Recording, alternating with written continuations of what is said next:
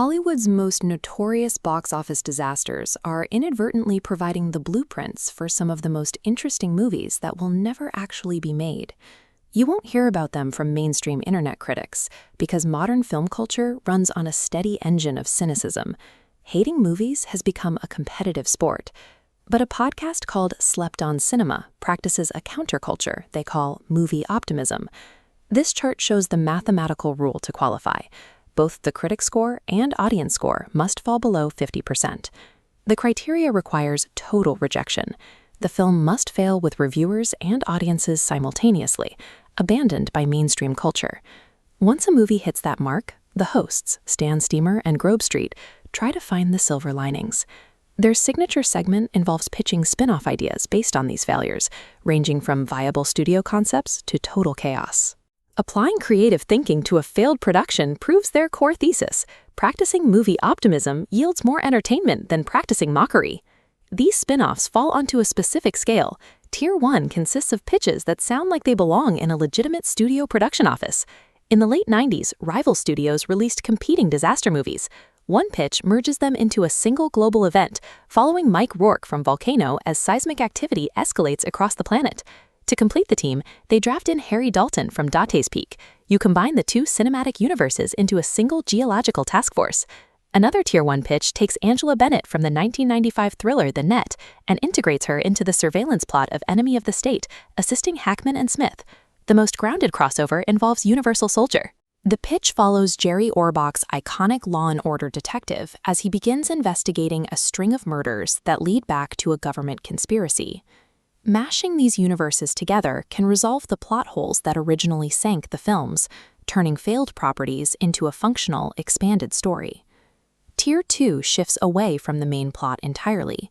These pitches hyperfixate on minor side characters who were more interesting than the leads. Take the 1997 movie The Relic. Instead of a sequel about the monster, the pitch is a talk show following two background buddy cops as they try out local coffee shops and discuss weird cases. For the spoof Spy Hard, the spinoff ignores the main spy and follows his sidekick, Agent Cobble, in an automotive series that focuses exclusively on the gadgets in his fleet of cars. And for the bank heist flop Reindeer Games, the spinoff is a holiday anthology series. Every year features a new heist in a new city, with the only constant of the criminals must wear Santa suits. Isolating a single, highly entertaining element from a poorly received movie proves that strong world-building can survive a disastrous script. Finally, we reach Tier 3, ideas that are so absurdly chaotic they detach from the source material entirely. There is a pitch for a Lake Placid travel show where the host swims with crocodiles, but the format dictates that he must be killed at the end of each episode. For the sci-fi film Species, the spin-off is a prequel told entirely from the alien's perspective. It contains no human characters and relies completely on subtitles for its extraterrestrial dialogue. But the peak of the scale is a pitch inspired by pain and gain. It creates a new genre, the scripted workout video. Viewers watch an action thriller plot, but the characters' movements dictate when the audience must perform push-ups or lunges. At this level of absurdity, these pitches stop being attempts to fix the movies and become their own distinct form of entertainment. If you grew up wandering through a video rental store, you recognize the specific type of nostalgia that drives these ideas.